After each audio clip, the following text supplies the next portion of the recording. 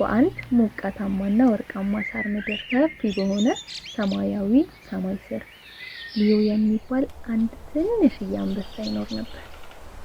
ሊዮ ለስላሳ ፀጉር፣ ብሩህና የማወቅ ጉጉት ያላቸው አይኖች። በየቀኑ ጠዋት በመንጋ ውስጥ ያሉ ትላልቅ አንበሶች ሲነቁ እንዲህ እያሉ ይጮሁ ነበር።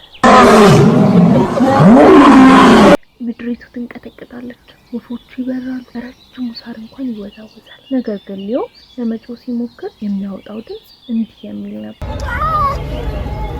ዝንጀሮዎች ሳቁበት፣ በቀቀኖች በረገጉ፣ የሜዳ አህዮች እንኳን ፈገግ አሉ። ሊዮ በጣም ትንሽ እንደሆነ ተሰማው። አንድ ጸጥ ያለ ምሽት ሊዮ በአንድ ትንሽዬ ድንጋይ ላይ ብቻውን ተቀምጦ በሹክሹክታ እንዲህ አለ። ትልቅና ጠንካራ ጩኸት ቢኖረኝ ምኞቴ ነው። በዚያው ቅጽበት አንድ አሮጌ ኤሊ ቀስ እያለ በዚያ በኩል አለፈ። ኤሊዮ ለምንድን ነው የምታዝነው ትንሹ አንበሳ?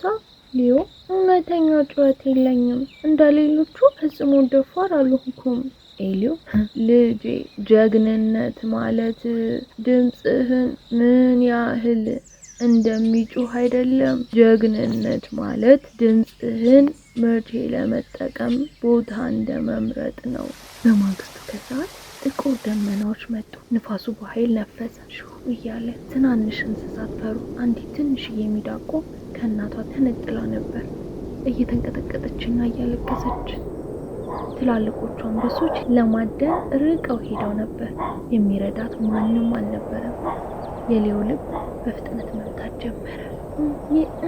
ይህ ያስፈራል፣ ግን እሷ ከኔ በላይ ፈርታለች አለ ሊዮ። የኤሊዮን ቃል አስታወሰ። ጀግንነት ድምፅህን ለመጠቀም ስትመርጥ ነው። ሊዮ ቀጥ ብሎ ቆመ። በአየር ሳምባውን ሞላ፣ አይኖቹን ጨፈነ። በዚያ ጊዜ ግን ትልቅ ለመምሰል አልሞከረም።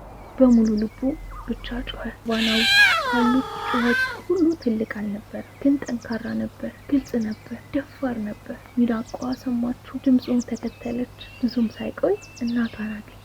ማዕበሉ ሲያልፍ እንስሳቱ በሊዮ ዙሪያ ተሰበሰቡ። ይህ አስገራሚ ነበር።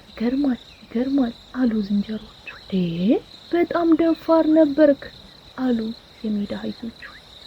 ሊዮ በመገረም አይኖቹን አርገበገበ። ሊዮ ጩኸቴ እኮ ትልቅ አይደለም አለ። ኤሊዮ ግን ልብ እንደሚያስፈልገን ነበር። ከዚያ ቀን ጀምሮ ሊዮ አንድ በጣም አስፈላጊ ነገር ተረዳ። ለውጥ ለማምጣት የግድ ትልቅ ድምፅ ሊኖረን አይገባም። ድምፅህን ለመጠቀም ድፍረቱ ሊኖር ብቻ ይበቃል። በየቀኑ ጠዋት አንበሶቹ ሲጮሁ ሊዮም አብሮ ይጮሃል። ከሁሉ በላይ ጮክ ለማለት ሳይሆን ከሁሉ በላይ ደፋር ለመሆን። ልክ እንደዚህ ሊዮ ፈገግ አለ።